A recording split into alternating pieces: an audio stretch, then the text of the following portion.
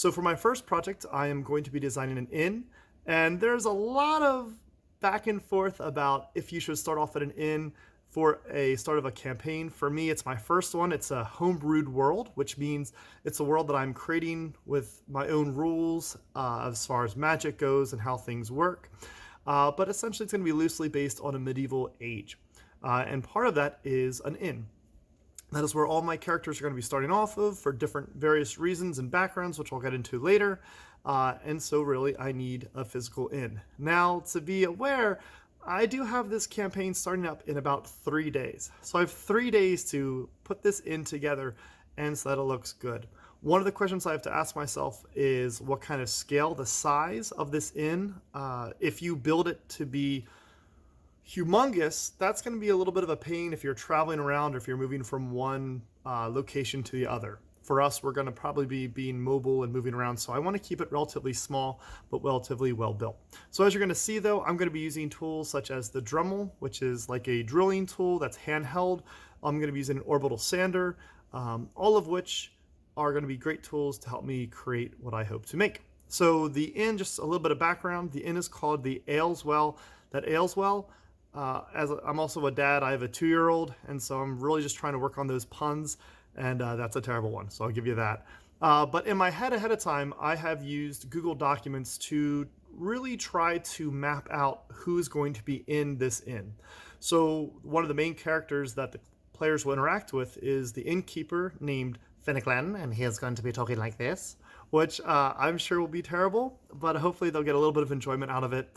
There are also going to be 2 waitresses. There's going to be a cook and kind of like a busboy, her son, and that is going to be the general makeup. All of them have different voices. I've kind of worked and figured that out. And I also realized that I also need to have 2 bouncers as well, or 2 people to make sure that everyone in the inn is doing pretty well, are keeping the peace and having a good time. I feel like those are things that would be pretty important to have in an inn. So you're going to see though that I've drawn out the inn on paper form first. That's how I work out the best. And this is probably the 4th or 5th redesign. If you are trying to plan out a building or some kind of a layout, go online, steal all of your ideas from there and borrow. For me, a lot of my inspiration I have for this world and for this inn comes from kind of the classic tales and stories that I read growing up. A lot of The Hobbit, a lot of Redwall by Brian Jakes, and also by David Eddings, The Belgariad. Also for me, what's exciting is that I have to be aware of my time. As I said, I am a dad to a 2-year-old, and he has naps that are about an hour and a half to 2 hours. So I don't have a ton of time to spend on these buildings, except when he goes down at night time, which I can't use the sander and certain tools because they're loud and might wake him up. So I'm also trying to do this a little bit on a time schedule as well. So I hope you enjoy the video. It is a work in progress. I am still working at understanding the editing skills and becoming better at that. So my apologies for that ahead of time. There are some weird cuts and gaps in the audio that I'm still working on. So this is my first layout for one of my first locations of my run. It is going to be an inn. It's called the Ayleswell that Ayleswell. And we have the first floor, we have the second floor. And I have kind of stolen some of these layouts from different ideas online and maps. We kind of have a eating area, some tables here, a stairwell leading to the second floor. You have the kitchen, kind of like the storeroom with some terrible drawings of kegs as well, a little bit of seating. Private dining room over here with the entrance here, and then a service entrance over here to drop off things like that. On the second floor, we have the stairwell that leads up. We have a single room right here, another single room, a double room, a single room, and the Jakes are bathrooms with a water pump to kind of get around. I'm going to be using cigar boxes. You can get them from obviously any cigar shop. If you do not wish to buy cigars, or maybe you're underage and you can have someone run in there for you, typically they will charge you about $1 for each box.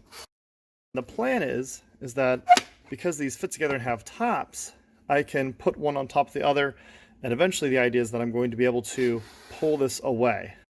For me, what's kind of important is that I don't want my players knowing the maps before they're actually into the room, and so I will be able to then take these and then kind of change them and and do what I need to do to form them into the shop that I want or the scenario.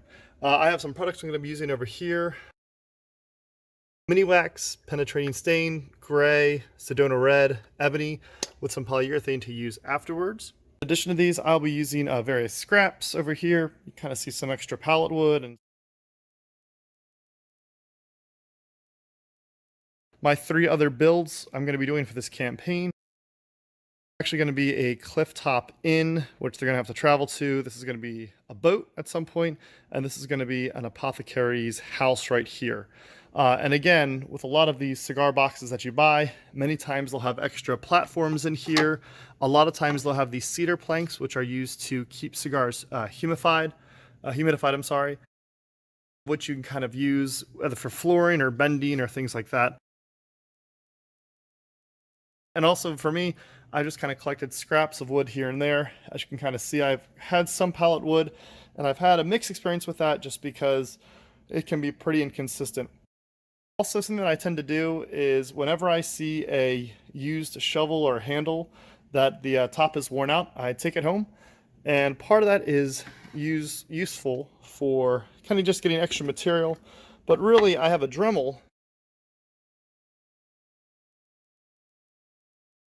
and I've just been using the Dremel for working on scraps, and as you can kind of see there, just working on my skills. So again, just easy, cheap ways though that I'm going to be using this channel, and really I'm focused on using the scraps. Yeah, you can go out and buy wood, however, to me the extra challenge is there.